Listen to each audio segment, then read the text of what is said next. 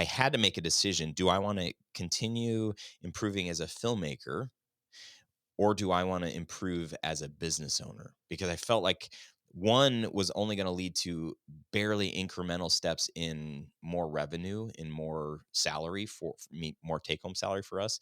And then the other one would actually scale the business. And I decided I was like, I want to scale the business because I want more freedoms in my life. I want the freedom to create when I want to and how I want to. But maybe that's different than what we're doing inside of the business. Welcome to the Creative Chats podcast with Mike Brennan. Hey friends, welcome to another episode of Creative Chats. I'm your host, Mike Brennan. You can connect with me over on my website, which is mikebrennan.me, or over on Instagram, I'm at MikeBone. And I'm here to help transform your approach to creativity by making it fun, actionable, and essential to everyday life. Part of me doing that is hosting this podcast. I love having these conversations because it not only encourages me, but I believe it's helpful for you as a creator, no matter what it is that you're creating. We all need to hear that people are creating things, that they're having these problems to solve, and hearing what their journey looks like, not just the end results. And so these conversations dive deep into those experiences, the story, the creative process, and the product, if you will, of what it is that they are creating. We talk very specific and actionable steps. I encourage you on the front of creative entrepreneurship as well as the creative process. And my hope is that you walk away from these episodes feeling encouraged and also equipped to take next steps. Because I say this often, and I truly mean it, when you create, we all win. And along with this podcast, I've created several resources to help you create. One of those things being dailycreativehabit.com. It is a one-stop place that you can go to and find resources like the Daily Creative Habit Journal, my book, Make Fun a Habit. You can find all sorts of resources there to be able to empower you and equip you to take your next practical step. So swing by dailycreativehabit.com and even join our free Facebook group. I can't wait to see what you create today. On today's episode, I get to sit down with my friend Ryan Koral, and we talk about story, we talk about video, because he does both of those things extremely well. And even more so, we dive into his story personally of how he came to do what he does today and what that looks like, and some of the hardships along the way. We get real tactical and practical in some places, and we also get some personal story coming out where he shares about just some struggles of when you take something that you're passionate about, some creative ability, and then you tie it to livelihood. Sometimes things get tricky, and we can fall out of love with the thing that we once were so passionate about. And so how do we navigate those waters of making a livelihood from our creative abilities and yet still maintaining a sense of passion and drive and curiosity? So this is an amazing episode. I love it because we're just two guys hanging out talking about creativity, and Ryan offers some pretty awesome, practical things at the end of this episode where you can go to his website and he offers some resources to help you tell your story better. So without further ado, here is my creative chat with Ryan Koral. Well, welcome to the Creative Chats podcast, Ryan. Thanks so much for being here, man. Hey, Mike, thanks for having me. Man, this is my AI of myself. I love it. Well, I got to tell you, this is the first official, well, maybe not official yet, but this is the first time unofficial. I'm doing a video podcast, and it is your fault.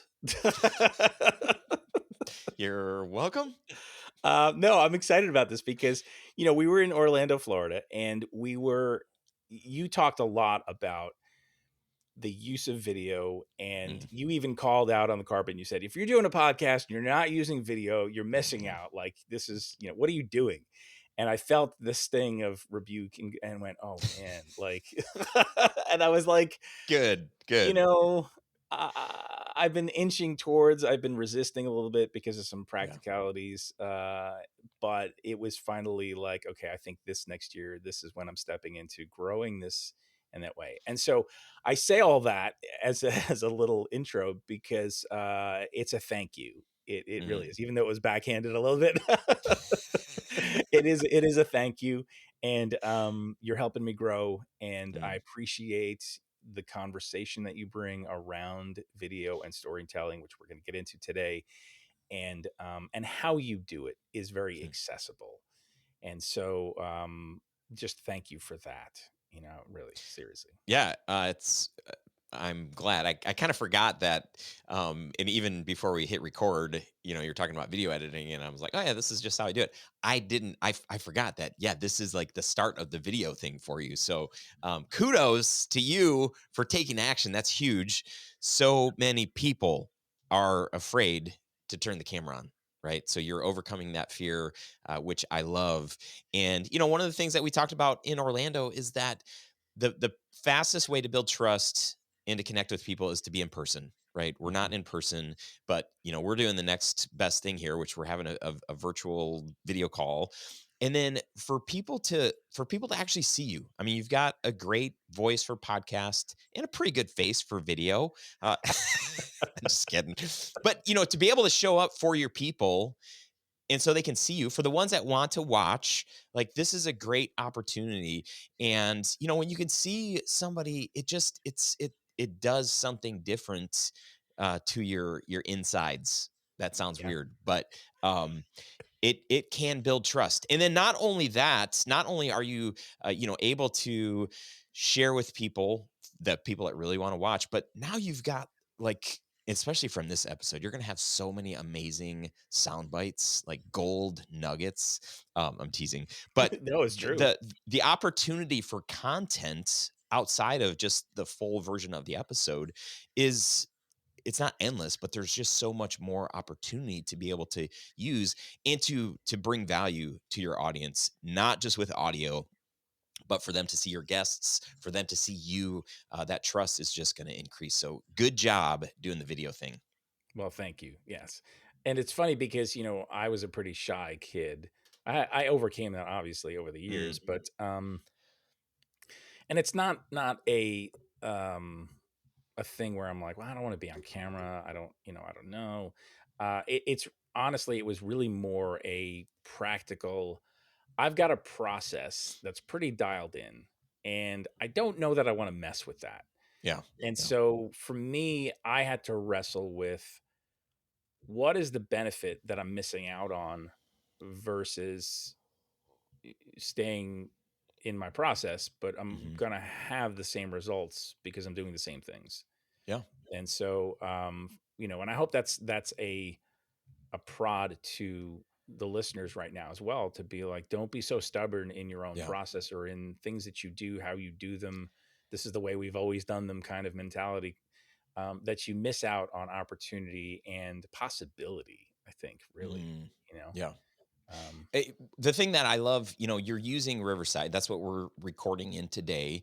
And if this was Zoom, there are a lot more steps. But I was telling you when we were in Orlando, I'm like, dude, if you use Riverside, you're gonna hit stop after we're done with this interview, and then give Riverside a few minutes for it to transcode like all of our video footage, and you literally, like, all of the text, the transcription from this episode is going to be on the screen, so you can cut out like the first couple minutes where I'm awkward and whatever, and then you can cut out the end when you're like, hey, thanks again for coming, Ryan. We'll see you next year in Orlando or whatever. Hit delete on those parts, and then unless I screw up really bad in the middle, and if I do, you can search through that, delete that out, and then you've got like a full edit of the video. It is so easy. Then you hit export, you download it, then you upload to YouTube. You don't have to overthink it. And I think I'm just trying to encourage, because I've already encouraged you and you did it, but for anybody else that is also thinking, wow, it's like pretty overwhelming to think, now I got to edit a 45-minute video podcast. It's like you can over edit it for sure. I don't know how much time people spend editing their audio podcast, but you can export the video, and then you can export the audio separately for your audio podcast. And you can do it all within this app here, which is pretty magical. yeah. Yeah, it's for sure. And not to sound like an advertisement for Riverside by any Yeah. means, but there are a lot of features that they've added that were very attractive and easy for me to say, okay, it is an investment for sure, but it's a well worth investment that's going to give me, you know, like you said, assets, and it's a tool that I can leverage for more content and to reach more people Mhm. and to talk about what I do and to have the guests talk about what they do and have it be in a forum that is different than just what I've been doing in the past of audio. And so, I know we kind of dove into the like, Yeah, yeah. Real practical here's tactical. Yeah, the, yeah. yeah, which is fine. But I do want to pause and just say, you are a guy who helps people tell their stories on video, helps businesses tell their stories. You're coaching them in this process, drawing things out of them. I know you relayed a little bit of that. Like I said, when we were in Orlando, you were Yeah. speaking and you were telling about your process and that. I want to know, like, let's back this thing up a little bit, and I want to know, like, how did this actually come to be? Like, was video a thing that you were interested in even as a kid, where you're making like home movies and things or whatever, or like was this something that you kind of stumbled into because of something else? It's always been a part of me. When I think about, I grew up, I was born in the very late 70s. So I Mhm. grew up um, in the 80s and the 90s ish. Yeah, I'm still growing up. Who am I trying to kid here? But I remember Fisher Price had a video camera that it took like digital, like analog tapes, like cassette tapes. You could put a tape in there. I don't know how the technology even worked, but I remember seeing that, and I think I was in third grade. I wanted that thing so bad for Christmas. Victor Stockton got one, but I did not get one. So annoying. But I dreamed of making movies. In fourth or fifth grade, I got this thing called I think it was called the Animator. And you could, make cartoons kind of with this bulky thing. It was really hard, but it was very fun to play with. And then when I was in middle school, my best friend, his dad bought a video camera and we got to start really playing. We made zombie movies and Oh killer yeah. clowns from outer space Oh and yeah. just all sorts of ridiculous, so dumb.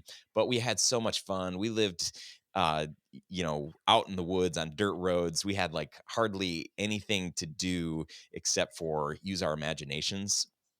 And so we just played a lot. And as I got older, I never ever thought about, like, I never had a dream to like go to Hollywood and do stuff, but to make fun videos with my friends was always something that we were just kind of messing around with. And then I went to this small Christian college in Metro Detroit.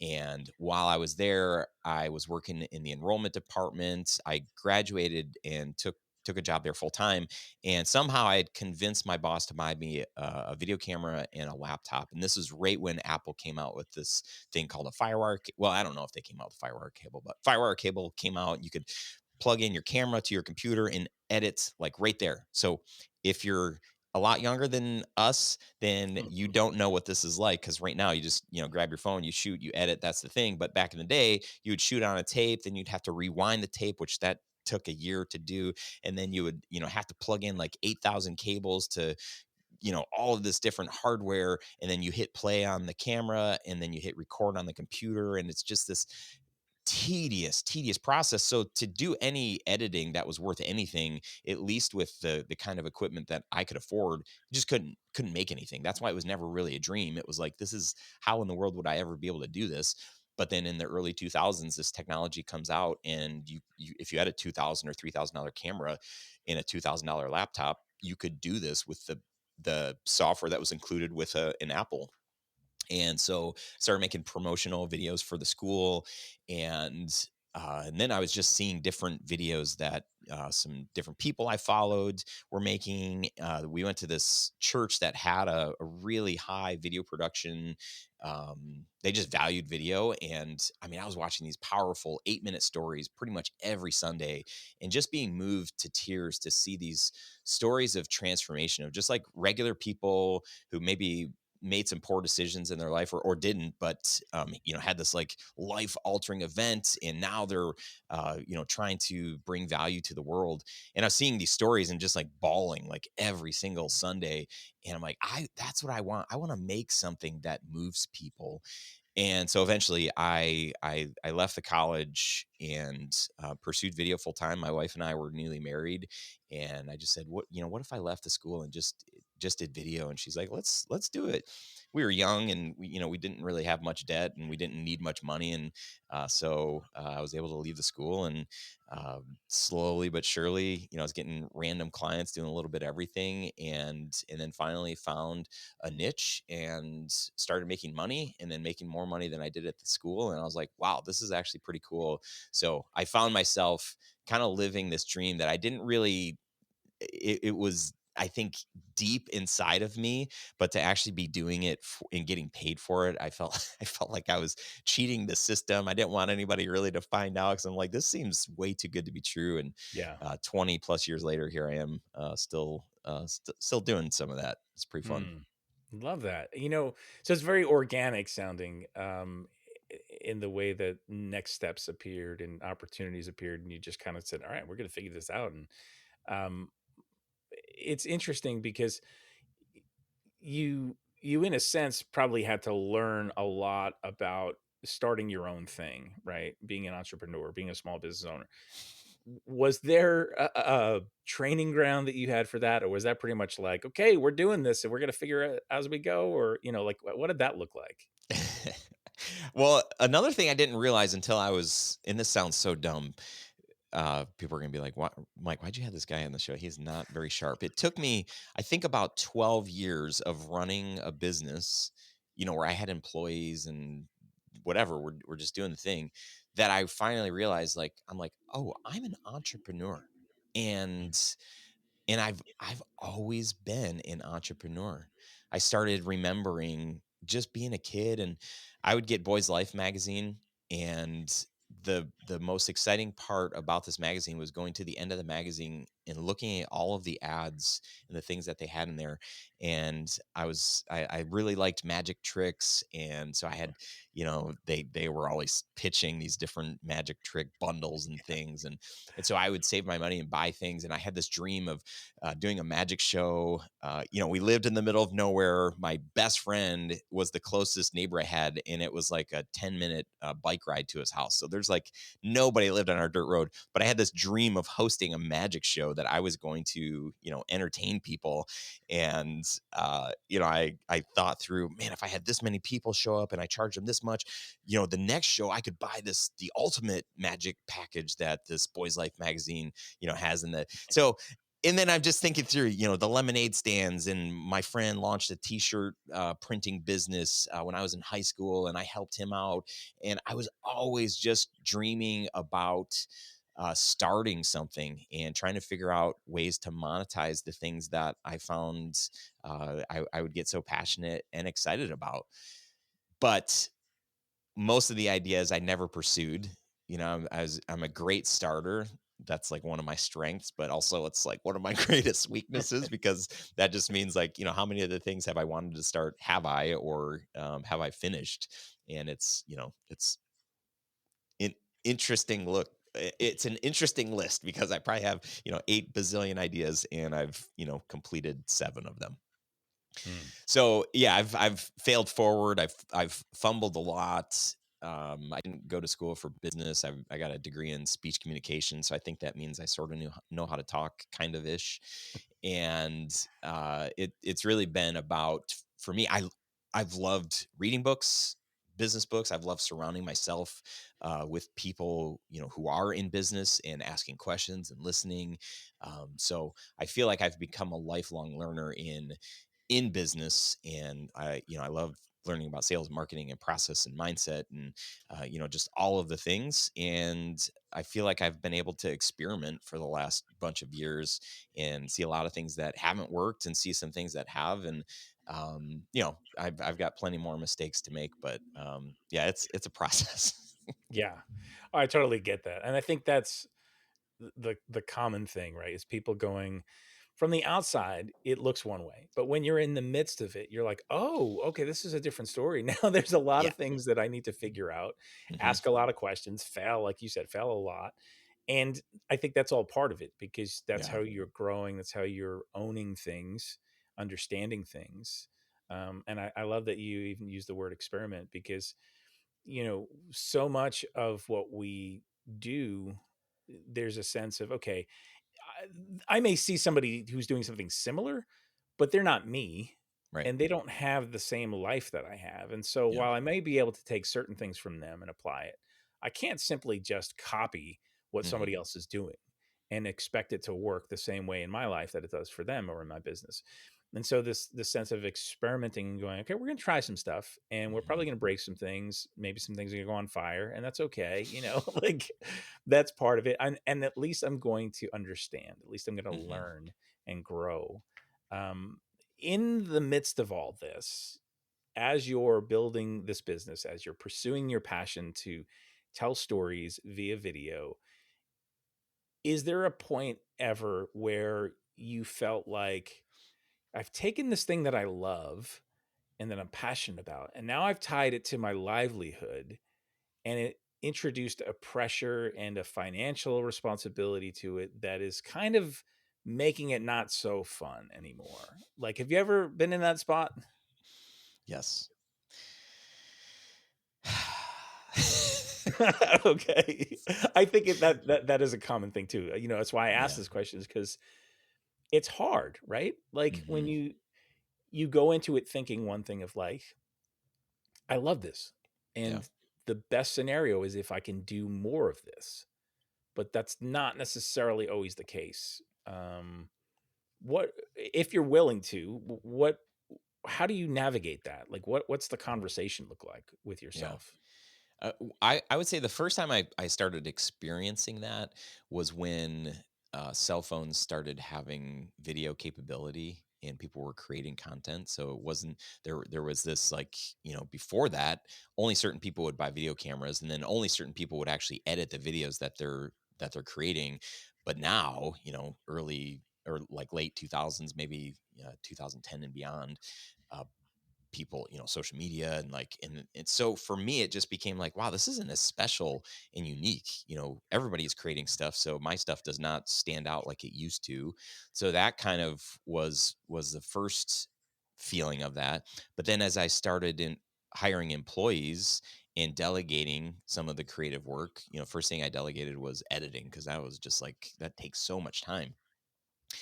And then we started having babies, and our dreams kind of changed from like, hey, we don't need to make any money to like, yeah, we actually need to make some money.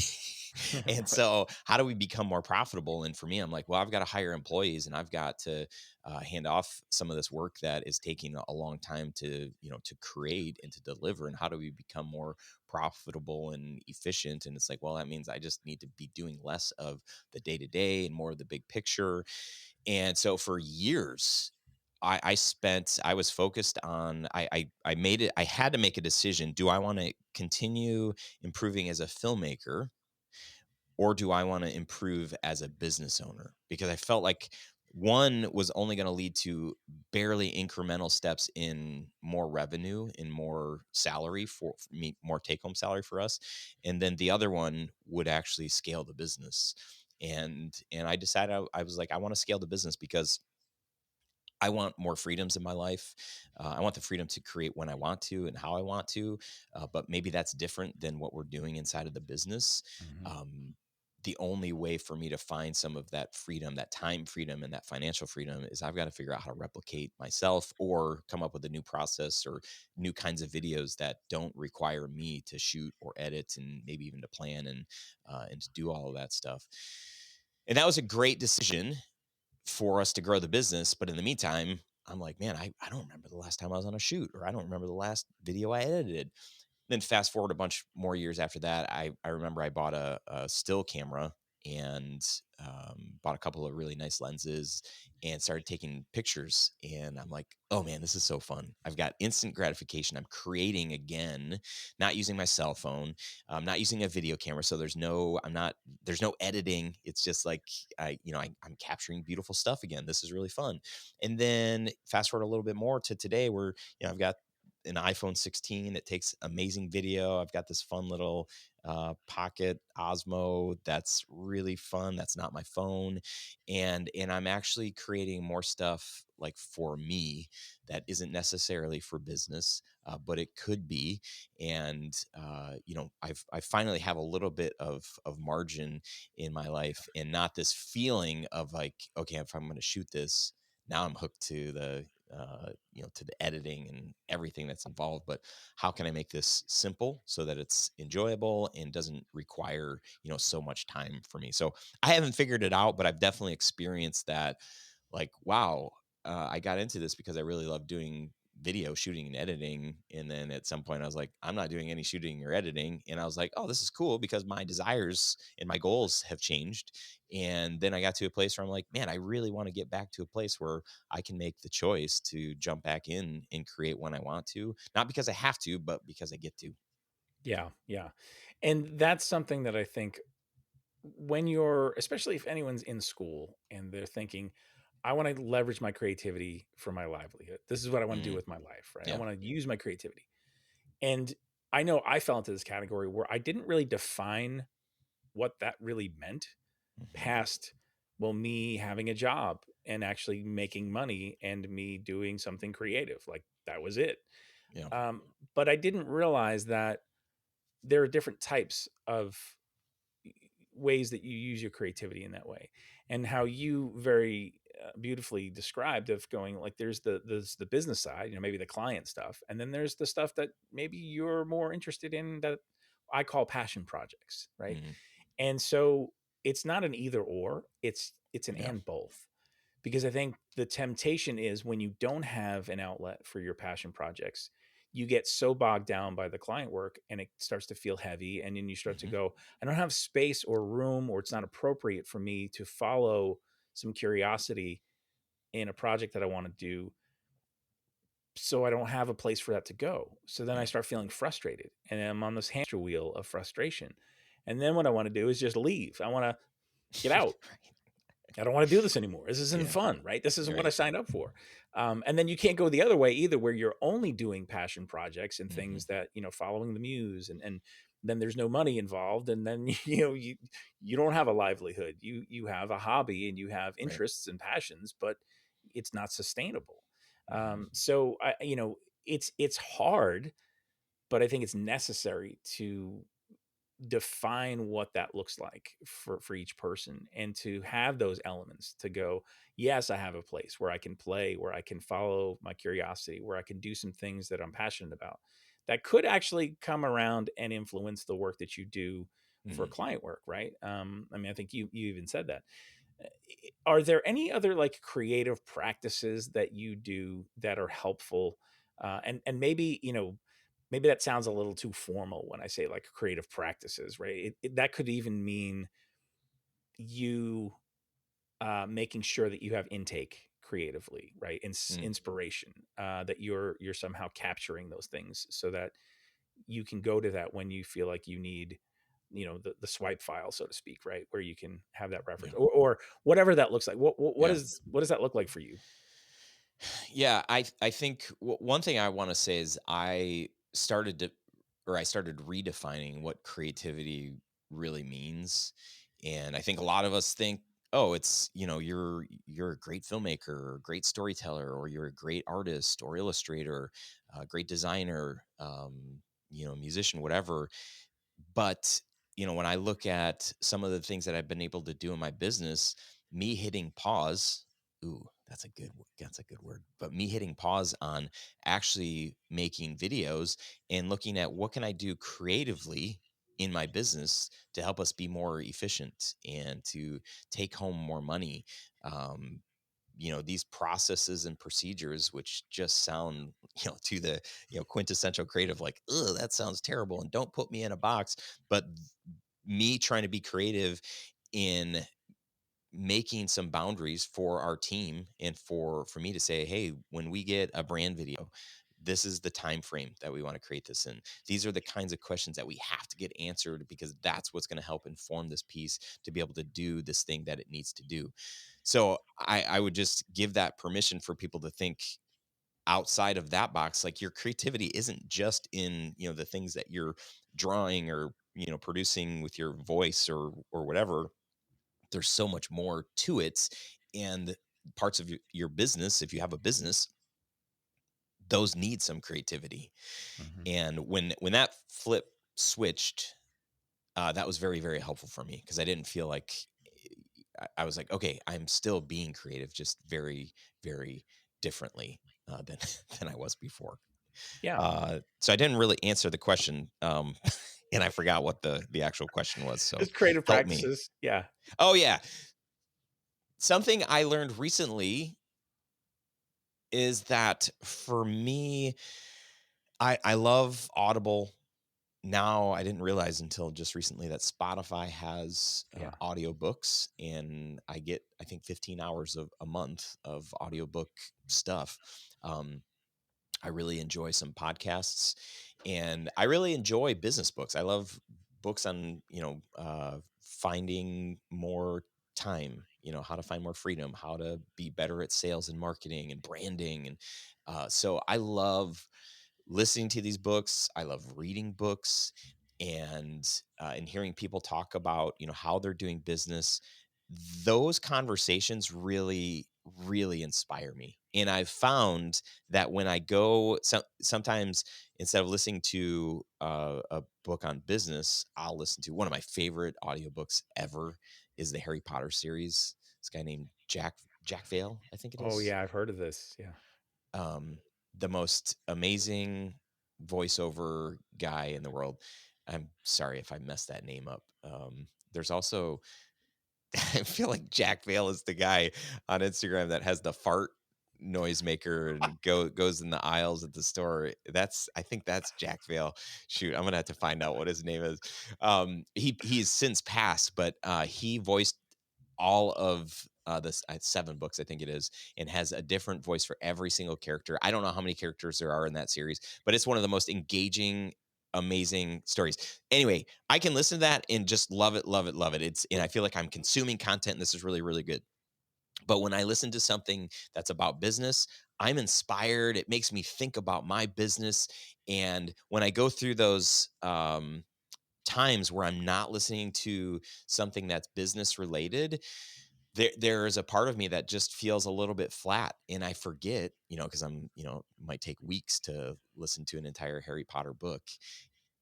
And during that time, I'm not consuming other content. Like, that's the content that I'm spending my time consuming. And then I realize, like, oh, I'm not like super excited about a new idea because I haven't been hearing any Mhm. new ideas. I haven't been consuming those. So I think that, and that might seem like a little bit weird, but I journal almost every day in the morning. Um, I like to have quiet time and reflect. I think those things really help me. But it's interesting, because somebody a few months ago, a business consultant, she was sharing with me, and she's like, "Yeah, the way that you're wired," she's like, you need that kind of outside stimulation in order to stay stimulated creatively." And I was like, "Oh my gosh, like, you're right." And she said, like, books and podcasts, and I'm like, that's why I think I've been addicted to Audible for so long, is because, and I don't even necessarily do, 99% of the things that people are laying out in those books, but it just sparks something in my brain, and I might take one thing away, or I may not, but it still, it just energizes me in a way that, a lot of stuff just doesn't. Yeah, yeah. There's a engagement with your brain that causes you Hmm. to kind of examine, look at it from different angles, and go like, okay, what of this do I relate to? Yeah. What can I take away as a practical step? What's just inspiring that I don't necessarily ever want to do myself personally, but knowing somebody else is doing that, wow, okay, it opens possibilities, right? It Yeah. opens up some inspiration to do some things.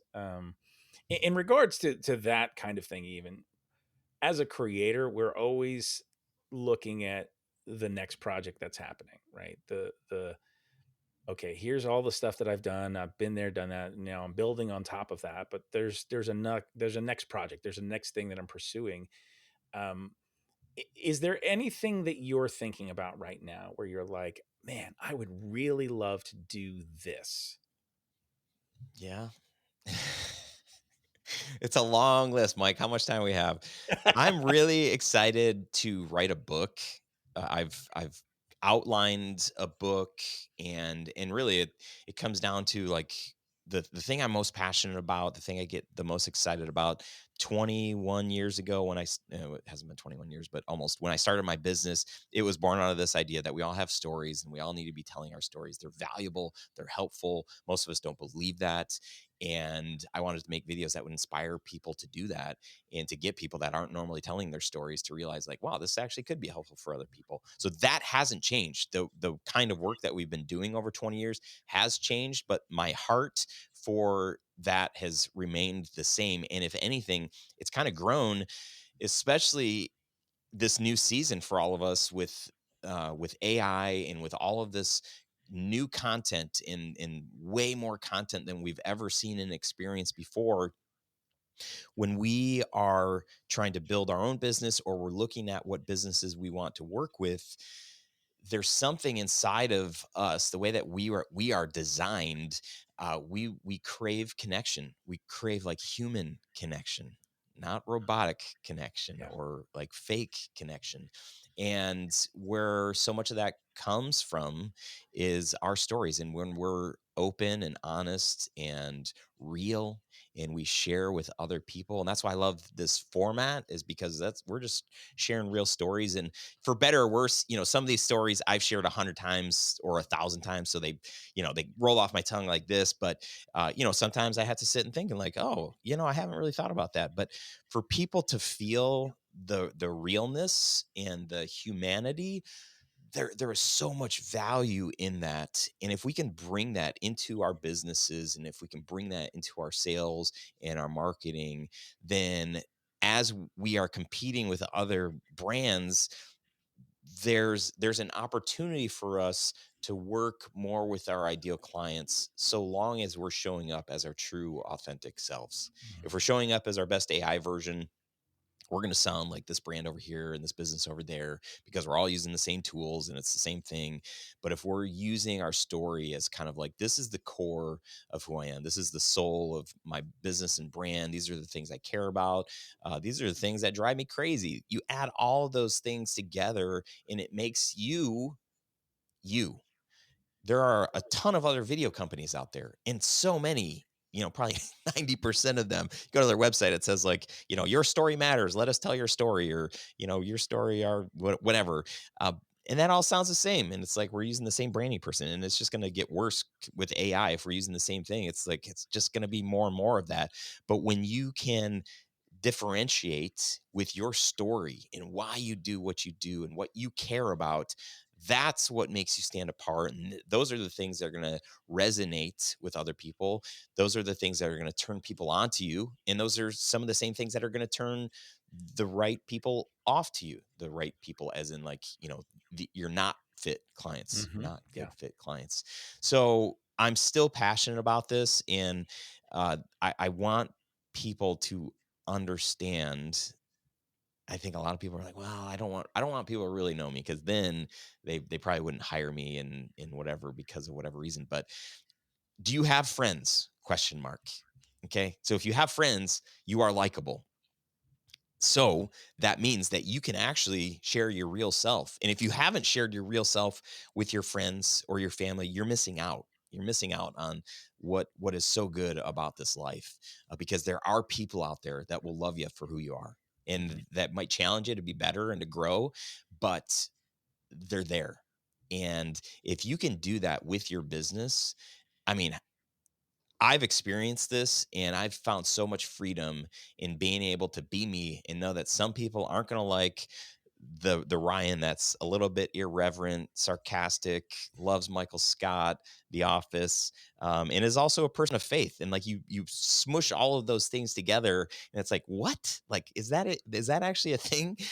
There's some people that love it, and there's some people that hate it. And that, I don't want to work with the people that hate it. But the Mhm. sooner people can get me and understand my quirky personality, the sooner they can decide whether or not they want to have a serious conversation about maybe doing some work together, or like, I'm never going to have that conversation with Ryan because I could never stand working with a person like that. Awesome. If I can save ourselves a 30-minute discovery call conversation because you saw a video of me just showing up, being who I am, and that's not, I'm not your cup of tea. Good. I just did my job. Save myself some time, save you some time. So I don't know if they gave you way too much there, but I'm No, it's just a good. little excited about Yeah. power of your story.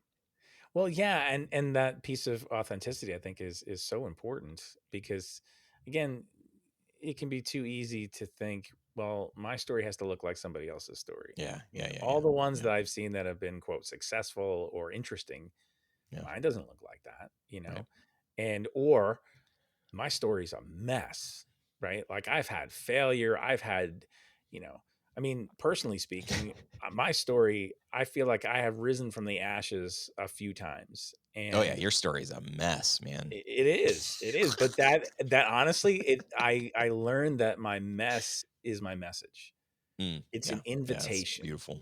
Hmm. It is an invitation for myself to understand myself better, right? To give meaning and context, but then also to offer it to other people as hope and to say, look, you could go through all sorts of different things, but it doesn't mean that this is failure. It doesn't mean this is the end. Yeah. It doesn't mean that just because it's not the way you want it to look like or how you want things to look like, when you want them to look like, doesn't mean that you're disqualified.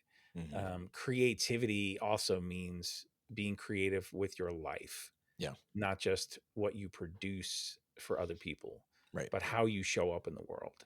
Hmm. And I think when we take ownership over ourselves and, like you said, be authentic, then we have opportunities that we would never have otherwise. Yeah.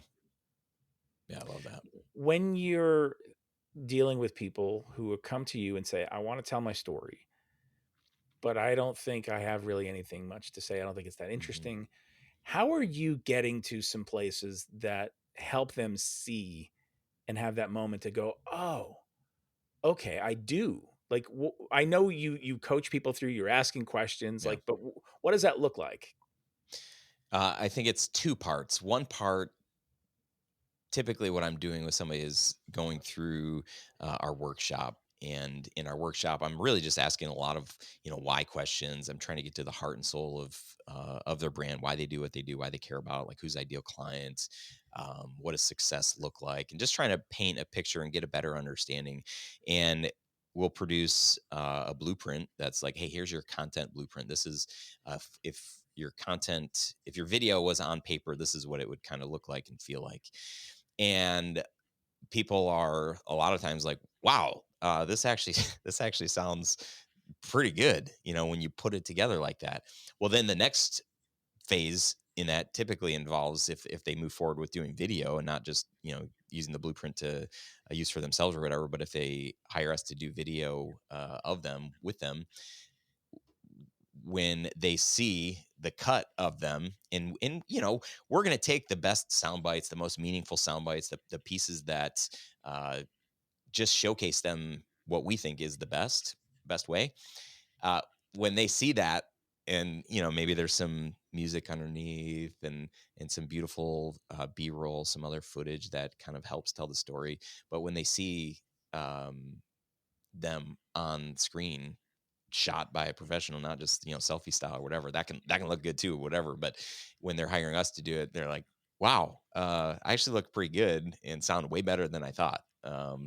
I don't know what you guys did. We're like, it's just like, we're so hard on ourselves, and we're so hard on our own story. We undervalue so much of what we have to offer. But I would say that those two spaces, when you're guided, with somebody that you trust, those people can bring the best out in you. And I remember the very first time I went through a branding process, and branding guy, DJ Harula, a great friend and mentor of mine. He shared this document that had all of this stuff. And I'm like, did I say that? Because man, that sounds like really, just really good. And he's an artist and was able to put it in a way that made sense and that flowed. And that's what we do with video and the content that we're creating. So for those that don't think they look good or sound good, it's amazing what happens when you work with somebody who knows what they're doing. Yes, yes. And I think also encouraging people to know when you're creating something or when you're offering a service, you need multiple ways of being able to talk about that with people. And Mm, so, yes, you need strong copywriting or the ability to have written word about what it is that you do, why you do it. And yes, you need video to be able to show to people so that they can understand, so they can see you and feel yeah. you. It's not the either or things again. I think it's there are tools in the toolbox, and to be able to show up and talk about what you do in a variety of different forums that may not be your primary place of creativity, right? Mhm. Someone who's maybe is a painter and they're like, I'm very introverted and I'm just doing my thing. I'm in my cave, right? And then I come out and here it is. They don't interact with people much, whatever. They don't feel very confident. For them to understand the benefit of showing up and telling their story Yeah. on video, so that it's accessible for other people, that is something that is so huge and that could be Mhm. a game changer for that person, Yeah. because then it makes introductions and Yep. hopefully sales too, right? Mhm. One of my Yeah. one of my favorite stories, we partnered with this course creator, Susan McCleary. She does amazing floral wearables, and she is not a person that wants to promote. Like, she just loves the craft so much, wants to help people. And I've had to work with her over the years to, like, Susan, like, you gotta try to pitch this a little bit harder. She's like, I don't want to turn people off. And I'm like, I get it. She just has so much to offer. We filmed her story right around when we first started working with her, I think in 2018. And during this interview with her, she's very articulate, just has beautiful use of the English language. And um, during I forget what question she was answering, or maybe we were in between questions, she got a notification on her phone that Prince had just died. And oh wait, was it Prince? Yeah, I can't remember if it was Prince or David Bowie. When did they die? Somebody died in 2018. Whoever that person was, she just is like, "Oh my gosh," and she freaks out. And so we just pressed into that, once she, had a moment to calm down or whatever. We pressed into that, and we used that in the final piece, which was so, I mean, the timing couldn't have been better, but it just showed how much she cared, because this person was so influential in her life and had inspired her work so much. And for people to see that, I mean, it's so real, it's so raw, it's just Susan, and you just got this beautiful picture. So the timing of that was amazing. If something like that doesn't happen, our job is really just to keep pressing in and find those things that mean the most, so that when people can hear that, like, for that, the right person is just going to resonate in the right way. So kind of fun. Yeah. Love that. Love that. Um, Unbelievably, we're at the top of our time already. I mean, I feel like we could talk about this stuff for days, especially hanging out. But I so appreciate you being here Oh, and dude, sharing your my story, pleasure. sharing a bit of your process. But where can people find you if they want to work with you? Like, lay some links and some information on us. Yeah, I mean, two of the easiest places, LinkedIn is probably where I post the most, and most of that content is a little bit more it's, I don't want to say it's more corporate, but probably a little bit more corporate. If you want my, stories and my, I'm hanging out with my family or my friends or whatever, then I'm over on Instagram. But both places I'm at Ryan Koral, and it's Koral. So like under the sea, but spelled totally different, Coral. And then I've got a weekly podcast for filmmakers, and I'd say it's really for creatives as well. We talk mostly for people to two people that are building a video production business. So we talk sales, marketing, and all of the things that most creatives kind of run into. So that can be very helpful. It's called Grow Your Video Business. And Tel Studios is the name of our studio, and we've got a bunch of work on there and our process. And the website is tellstudios.com. Is TELL Studios. And then I do have, if anybody is interested in telling better stories, telling their story better, or just showing up online with more confidence, whether it's social media or creating videos for your own website. I have it's like an 18-minute workshop, and I go through our 4-part framework. It's called the Tel framework. People can watch this for free, for totally free. It's at Tel Studios, TELL studios.com/easy. We just call it our Video Marketing Made Easy workshop. So that could be a helpful resource for your peeps as well. Awesome. Love that. Love that. And I highly recommend that, you're listening to this podcast right now. One more Some of you are podcast in watching the it. hopper. Yeah, some of you are watching it. That's true. I have to get in the habit of saying that now. But one more podcast, that is amazing. Obviously, Ryan, you know what you're talking about. You're authentic. You're personable, and just appreciate how you show up in the world, how you serve with creativity, and then create some resources for folks to be able to engage their story and get it out into the world as well. So thanks so much for this time today, dude. Yeah, Mike, thank you. And I love what you're doing. I love your heart behind this. You've got a gift, and I'm grateful, and I know a lot of people are thankful for the work that you're doing. So thanks for showing up, IR. Thanks, man. A little bro hug.